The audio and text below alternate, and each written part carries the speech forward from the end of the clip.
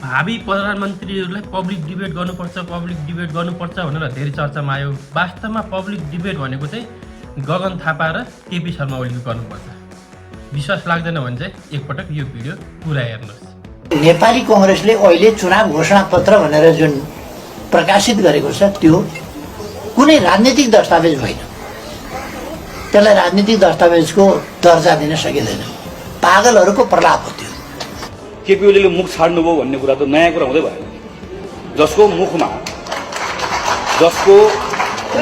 अङ्गार छ उनले ओकल्ने कालै हो। मुख छाड्ने, गाली गर्ने, तथा नाम बोल्ने बाहेक केही पनि छैन देशमा। कसरी राजनीतिक दस्तावेज हुन्छ? केही नै छैन। यत्रो मोटो छ, हामी अहिलेसम्म छापेर वितरण गर्न भ्याइ नभए भएको छ। हाम्रै साथीहरूले पढेका छन्, बडाबुडा राति उठेर पढेछन्, पुरै पृष्ठ पढेछन्। पढेर सुरु गर्न साथै सुरुमै हामीले खेर गएको 5 वर्ष भनेर लेखेका छौँ के गर्नुभयो भनेर। अब नेपाली कांग्रेसले 5 वर्ष खेर गएको ठाउँमा उहाँको भक्तिगान गाउने त कुरा भएन।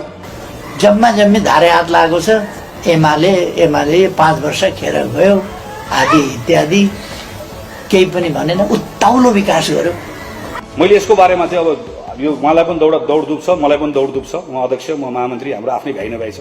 अलिकति भ्याएको बेलामा चाहिँ म बालकोटे गरेर ट्युसन पढाउँछु। एउटा विषयमा त पढाउनै पर्ने भएको छ। पहिलो कुरा मैले उहाँलाई के भन्नुपर्ने भएको छ भने यो मेरो समृद्धिको आइडिया कसैले चोरेर लगिदेला भनेर राति पनि चोर्देला भनेर अनिलो नबस्नुहोस्।